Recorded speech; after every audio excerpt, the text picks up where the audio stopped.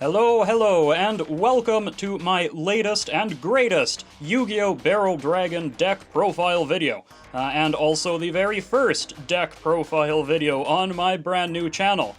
So yes, the Barrel Dragons, they have been a pet project of mine, sort of my flagship deck, I guess, in some ways, and thus I thought it would be fitting for my first deck profile to feature them. So, let's get these out of the way here, and one section at a time I will go over this deck, as I do all of my deck profiles back on my previous channel.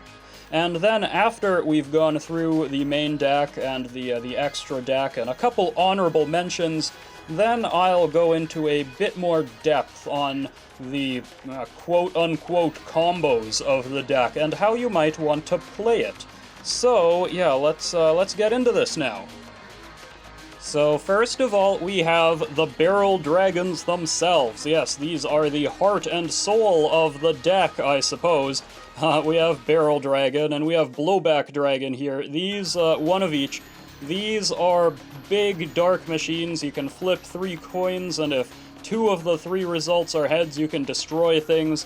So they sort of act as removal as well. The thing is, they don't special summon themselves, and they're not the easiest cards to special summon, so you don't really want to run more than 1 of each, but you do need to run 1 of each. It is obligatory. You must do it, otherwise it's not a Barrel Dragon deck. So that's why they're in there. We also have 1 Twin Barrel Dragon, so this is the miniature level 4 version. You flip 2 coins. If both are heads, you can destroy something, so 25% of the time it works every time.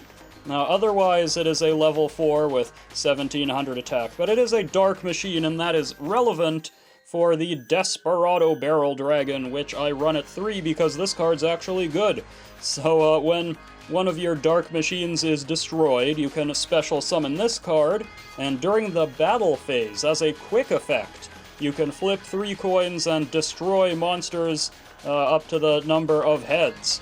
Although you do have to choose 1 at least to destroy. And if you get 3 heads, then you can draw a card off that. So hey, that's kind of neat. Now otherwise, 2800 attack, it is a pretty big dark machine. It is also at level 8, which is a little bit relevant. And again, this comes right out of the hand, so this is a sneaky way to get some removal against your opponent during their battle phase, which is not something they often expect. Now, since this is a Dark Machine deck, I also have a couple of the Dark Machinas. We have the Machina Unclaspare, which, if it's added to your hand, except by drawing it, you can special summon it right away, so it's sort of a combo piece, actually. And when it is summoned, then you can throw another Machina into your graveyard. The only other one I have is the Machina Ruin Force, which is a monstrous 4600 attack monster. You need to special summon it from the graveyard by banishing other machines from there, but during the battle phase, quick effect, you can pay half your life points, negate an activation of, a card or effect, yeah, and then you also half your opponent's life points after doing it. So it's a tricky combat card as well. If you need to get an attack through, which usually you do, then this is a fairly safe way of doing it. And again, 4600 attack is massive.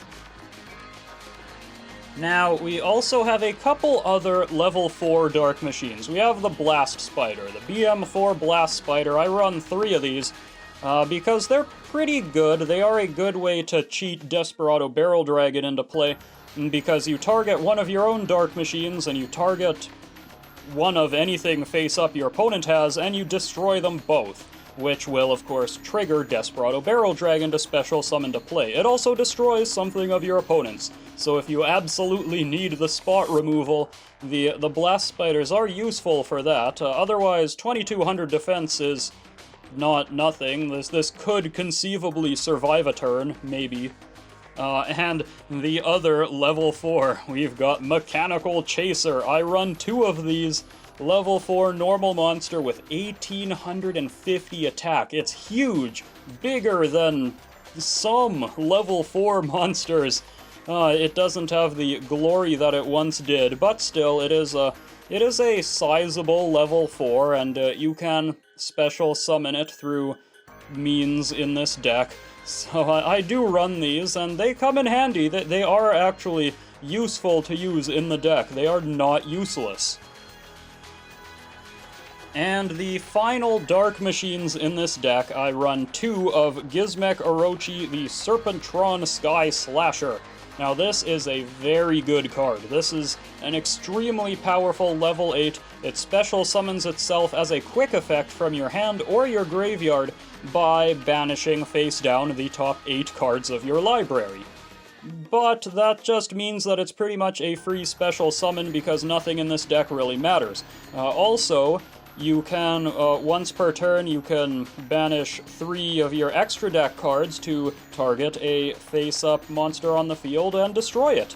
So it's also removal. You can special summon it during your opponent's turn, and then on your turn you can destroy something with it. So there are many uses for this card, though. It's not just a fairly large beater, it is also kind of a combo piece into and of itself, which we will get into later. Finally, what is a deck without some hand traps? So I do run 3 Ash Blossoms and Joyous Spring, because it's an all-around good hand trap that is probably always relevant no matter what deck you're up against. It just deals with a lot of things when your opponent tries to bring stuff to their hand, and they're always trying to bring stuff to their hand. So, honestly, using only 1 Ash Blossom per turn is typically not enough, but you know what, you work with what you got, right? And Ash Blossom is still a fairly useful card. So that brings us into the spells. How does this deck win? Well, it wins with limiter removal, which I run 3 of. What limiter removal does is it doubles the attack of all your machines, and at the end of the turn it destroys them all. But that doesn't matter if you win that turn, and, well, there are a lot of things that this deck does not do well. I will not mince words, but something that it does fairly consistently is get about 4,000 attack worth of power into play. And 4,000 times 2 is 8,000, so yeah, that is a win if you can connect with it. Limiter removal, very much mandatory. Which leads us into another part of the deck, and that is, of course, getting about 4,000 attack worth of monsters into play. So these are my special summoning spells. We have Reasoning to just pretty much mill cards until you hit a monster, and if your opponent didn't pick the correct level, then you get to special summon it for free. Hooray! That's a good way to get monsters into play. We also have 2 Unexpected Dies to get those mechanical chasers into play. We have 2 fusion deployments. Ah, yeah, here we go.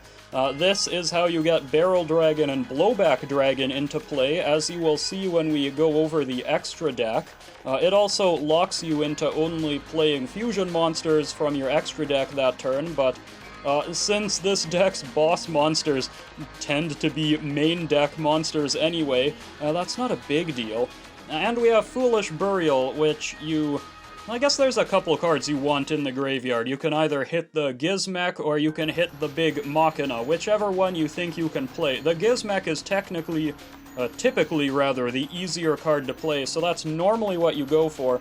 But if you already have a full graveyard, then getting that big Machina into the graveyard is also very relevant because it on its own has over 4,000 attack. So yeah, don't underestimate that. And to finish off my spell cards, we have some tricks and staples here. We have the Triple Tactics Talent. I have a couple of those. I mean, people use monster effects all the time, right? So this has many effects. Draw 2 cards, take control of a monster, or look at your opponent's hand and shuffle one back into the deck. It does a lot of stuff as long as your opponent has already used a monster effect. So it's useful to have. We also have a Raigeki, because as you can probably tell, looking at how many cards in this deck want to destroy other cards, this deck wants to go second, so Raigeki is also a solid card to have. As well as Lightning Storm, which I have two of. Yes, I have two Lightning Storms to either wipe your opponent's attack position monsters or their entire back row. So, useful in either case. And then Twin Twisters, I have two of these just to quick play spell, just to get rid of a couple of back row cards. It is, again, a useful ability to have because everybody runs annoying spells and traps, so you want to get rid of those ASAP, and discarding a card isn't much of a cost when some of the cards in this deck actually want to be in the graveyard. Now, we also have a Called by the Grave to deal with hand traps, and we have two Forbidden Droplets because this deck, again, wants to go second, and Forbidden Droplet is a great way of turning off your opponent's entire board and filling up your graveyard at the same time. Very useful. And last but not least, we have Infinite Impermanence at 3. Yeah, it is, I use this card in every deck. There is really no reason not to. If you're going second, you can use it on your opponent's turn to shut off an annoying effect. If you're going first, you can set it, and then activate it on your opponent's turn to shut off an annoying effect.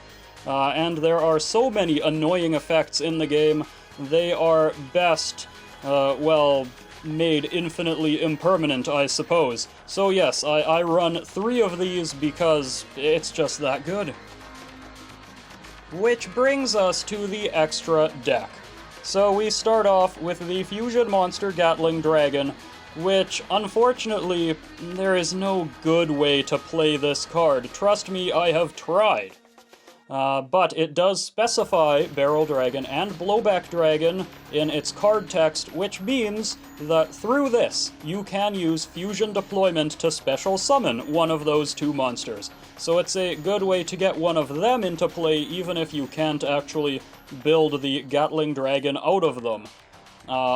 Its effect is that you can flip 3 coins and destroy that many monsters, but I have no fusion summoning spells in this deck, so until they make a legitimate Barrel Dragon fusion card, I feel like this one is unfortunately just going to be sitting in the extra deck, but hey, we can dream, right?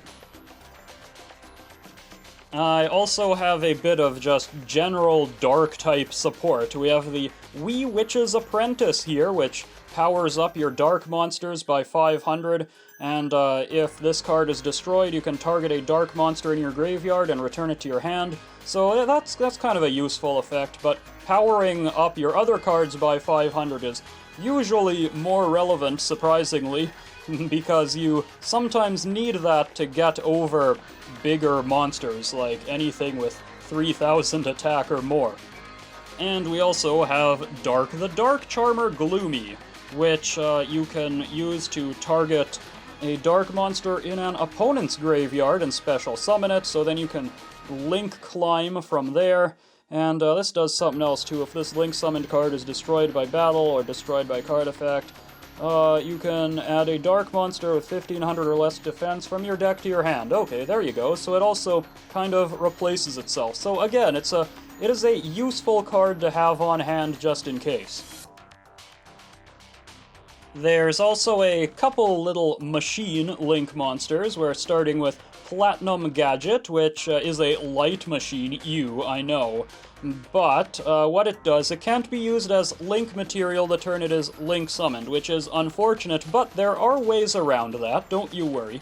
And what you do with this card is you can special summon a level 4 machine from your hand to a zone that it points to, or a level 4 or lower, that is. So you can use it to get multiple monsters into play. We also have this Cleafort Genius here, which is just another link to machine monster, but the important thing that it does is that you can target another card you control and a card your opponent controls and negate their effects. So sometimes that's the only way to get by something that's annoying, so it's sort of useful to have in that regard. I also use a couple of the Nightmare monsters here. Nightmare Cerberus. When it is Link summoned, you can discard a card and target a special summoned monster in your opponent's main monster zone and destroy it. So it's just a semi-easy way to get rid of difficult to deal with monsters. We also have Nightmare Phoenix, which does the same thing except with spells and traps. So it's semi-easy back row removal.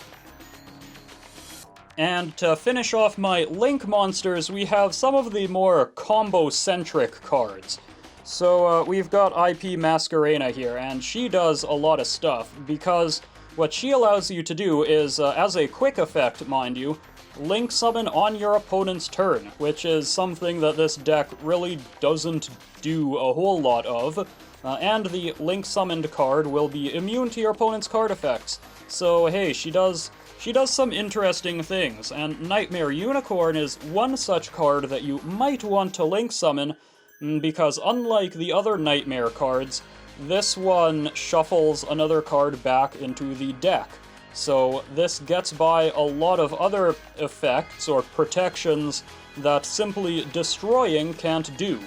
So it's useful. It is Link 3, so it's a little bit bigger. We also have the access code talker, of course. This is a big finisher because, well, I mean, it's access code talker, right? You make it really big, and then you can banish your other Link monsters from your graveyard to get rid of your opponent's cards, and then attack for the win. It is, yeah, a win condition into and of itself, really. And finally, we have the Underworld Goddess of the Closed World. So what this card does, it is Link 5, it is big. But you can use one of your opponent's monsters to Link summon into it. And there is a ruling about this, it does work. You can use this with IP Masquerena to do that on your opponent's turn, which, again, can really throw a wrench into their plans if you, you know, take one of their monsters to form this big thing with 3,000 attack that you can then use to beat them over the head with. And that brings us to my Excise monsters. There are a few. The Heavy Armored Train Iron Wolf is just sometimes useful. As a rank 4, you can detach a material to make any machine monster attack directly that turn, but then only that one can attack. So it's an easy way to get a direct attack in if you need. Gear Gigant X is a combo piece. You detach a material to search for a level 4 lower machine from your deck or graveyard and add it to your hand, so it works well with the Machina stuff, as we will see in a moment. Din Girsu, the Orchest of the Evening Star, is a big rank 8 that, I love this effect. I find it hilarious. You can send one card your opponent controls to the graveyard. It doesn't target, it doesn't destroy, no, it simply sends to the graveyard. Yeah, they must have had some lawyers on hand to word that one so that it works the way it does, but it is useful. It can also protect your machines from being destroyed by removing a material from it. And, of course, we have the Divine Arsenal Ieyasu Sky Thunder. Because the Iron Wolf can easily get an attack in, that means you can easily special summon this. And it can be special summoned, of course, onto an Excise monster that battled that turn. And then, as a quick effect, you can remove 2 materials to send everything else in play to the graveyard. So yes, that is a very handy board wipe to have, and it is massive, so you can beat your opponent over the head with it. Hey, it's a good card. So now that we've been through the main deck and the extra deck, I do have a couple honorable mentions here, in case you're wondering. Cyberstein. A moment of silence, I think, for Cyberstein. This was the best way to play Gatling Dragon. Pay 5,000 life points to just special summon it. But alas, other decks could not be trusted with that power, and because of that, we are all made to suffer. Cyberstein was banned, sorry. Proton Blast, well, this is a trap card that is obviously meant for Barrel Dragon. So what it does is whenever you flip a coin, whenever you flip multiple coins, that is, you apply one of these effects depending on how many heads you got. You inflict 500 damage, and or destroy a card your opponent controls, and or look at your opponent's hand and discard one card. But the better part of this card, I think, would be that from the graveyard, you can banish it and then make all of your coins come up heads for one coin flip. Which is useful, but it's just not great. My stance on coin flips is that you should never count on them, even if you can force them to come up heads. Like, this is a fun card, don't get me wrong, but it requires setup. You have to get it into your graveyard, or you need to activate it and just so happen to have a card that flips coins in play at the same time. Like, there are too many coincidences that need to happen for this to work, and I think you would rather just have, like, a good card that can actually do something, right? And this one hurts. This one hurts a lot. Heavy Metal Raiders, honorable mention. It's just not good.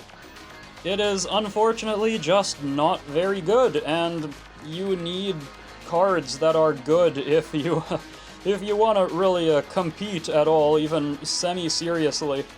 So what this card does is that it protects your dark machines from being destroyed by battle, which is good. And then they gain attack if you lost life points in that battle, which is good. And if you destroy an opponent's monster with a dark machine monster, or maybe it's actually if a monster you control that was originally a dark machine destroys, yes, a card. It doesn't even have to be a monster. If a dark machine destroys a card, you can special summon another dark machine from your hand, which is good. But here's the problem with Heavy Metal Raiders. It doesn't replace itself in your hand when you play it. This is a fair card. It is not broken, which means that, unfortunately, it doesn't have a whole lot of room if you actually want to win games. So, here's the thing about Heavy Metal Raiders, right? You need this card in your hand, which means you have 4 more cards in your hand, maybe 5 if you're going second. You also need a Dark Machine in your hand, so that is 2 out of your opening hand, already accounted for, and that Dark Machine has to be able to destroy something. And then you need a second Dark Machine in your hand to special summon, so that is half or more of your hand already accounted for right there. And on top of that, you probably want some removal or hand traps or something, so there's just not enough cards in your hand to make this work. If there were some other way to draw a whole bunch of cards, then it would be usable, but this is Yu-Gi-Oh! And card draw is not always so easy to come by, especially when it is not built into the archetype. So yeah, unfortunately, Heavy Metal Raiders has to take a back seat, and again, it is with great sadness that I am forced to tell you this, because I do actually like this card a lot. Like, if it even replaced itself with a level 5 or higher normal Dark Machine monster from your library, then it would be so much better, because then at least it would be able to fuel itself. But it can't. Which means that often you're gonna play it and it will do nothing, and you will wish that it was something actually useful. Which is a shame. Okay, so, now, this is the part of the video where I normally go over all of the combos that are in the deck. But, unfortunately, just between you and me, this deck is, it's not very good. So, there's not a lot of combos, but the closest thing to a combo in this deck is, it's what I'm about to show you right now. So, what you normally want to do from an empty field is use Unexpected Die, right? Because that way, you can special summon a Mechanical Chaser, just like that, and now you have a monster in play. And that is useful, because then you can play a second monster, right? Level 4, maybe, that is ideal. I think most of them are level 4. And with 2 level 4s, you can Excise summon the Gear Gigant X. Which is a good card, because now what you can do is detach one of these, and search your library for the Machina Unclaspare, which will go to your hand and therefore special summon itself. So now you've got a field that looks a little something like this, and Machina Unclaspare will send directly to your graveyard the Machina Ruin Force, which is where you want it anyway. Here, let's move over all these cards a little bit, get it all in frame. So now that these are in play, I think Machina Unclaspare actually like locks you into machines or something. It's got a blah blah blah blah from your deck, except you can only use this effect for the rest of the turn, except machine monsters. Yeah, you can't special summon except machine monsters. I know what my own cards do. So this is why you have stuff like Platinum Gadget, or like the whatever the other one was, the Cleafort Genius. So you play Platinum Gadget just for fun. That sends everything else to the graveyard. But this is important because now you have 4, you have 8, you have 12 levels of machines in your graveyard, which means you can banish all of them to special summon. Everything's getting caught in my gloves. You can special summon the Machina Ruin Force by banishing 12 levels worth of machines. So now you have this massive card in play with 4,600 attack. So if you go to battle and you double it with limiter removal, well, you have way more attack than you need to one-shot the opponent. And just for fun, if you have multiple limiter removals, you'd might as well just use them all. Just go for that exponential growth and see how high of an attack power that you can actually reach. So that is the probably the most direct combo in this deck. But there is actually one more thing that you can kind of do. So, this requires a very specific kind of hand with a very specific number of monsters, but it is possible. So you start with the Unexpected Die, of course, so that you can special summon a Mechanical Chaser, which is important. And then you can normal summon whatever other machine, so that with the 2 of them combined, you can link them into Platinum Gadget. And now that you have Platinum Gadget in play, you can use that to special summon whatever, another level 4 machine monster. Now, the thing is though, from here you need to be able to special summon another monster. So, again, it's not easy to do in this deck, but it is possible to do, and it does end you on a pretty solid board, I guess, relative to other things you could be doing. So, luckily, the Gizmecha is a very easy card to special summon. And with the 2 of these cards, you can then special summon IP Masquerena, if I would detach it from my glove, and then on your opponent's turn, you can bring the Gizmecha right back.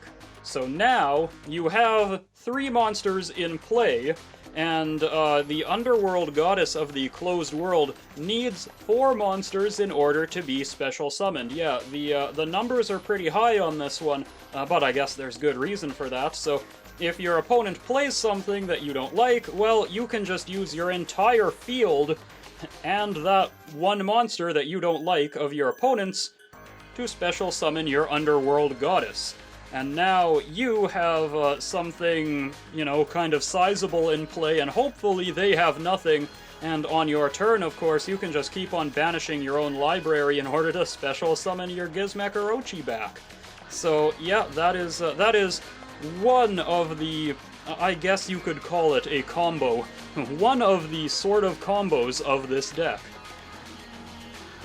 Of course, if you don't have the means to form one of those combos, well, then you're stuck using the cards in your hand and trying to cobble together a win with those. Which is possible. You know, like I say that this deck isn't very good, but it can win. You can cheese out a win because limiter removal is very good. So if you use something like Fusion Deployment, you can just play Barrel Dragon from your deck, and then normal summon Mechanical Chaser, and, well, this is more than 4,000 power right here. So, you know, if you have wiped your opponent's field somehow, like with Raigeki, then you can just use a limiter removal and attack for the win. It is as simple as that, and you would be surprised how often situations like this come up in this deck. It is very often, actually, the easiest thing to do. You just play a couple monsters, double their attack power, and that's game. So, there you have it. That is my 2023 Dark Machine Barrel Dragon deck, which I have tested thoroughly on Master Duel. It's not gonna get you to Master, I am afraid. It's probably not even going to get you to Diamond, but it will putter around in Platinum well enough, and I think that's really the place to be right now if you are playing not quite meta decks, but you still want to play something fun, and something that you personally enjoy that you know, just doesn't have the kind of built-in consistency that the higher tier decks have. So, yes, with that out of the way, this has been Barrel Dragons, and I do hope that you enjoyed this profile and found it maybe just a little bit informative. And if you did, then please leave a like, a comment, subscribe, and I hope that you'll join me again next time for whatever deck I might be profiling next. Till then, ta-ta. There it is! There it is! Well, I asked for an ancient copper dragon, didn't I? Oh, what? No! This is the card I was looking for! Oh, thank goodness! That is wild! That is absolutely wild! Predaplant, Therion Bull, backup team, oh, yes!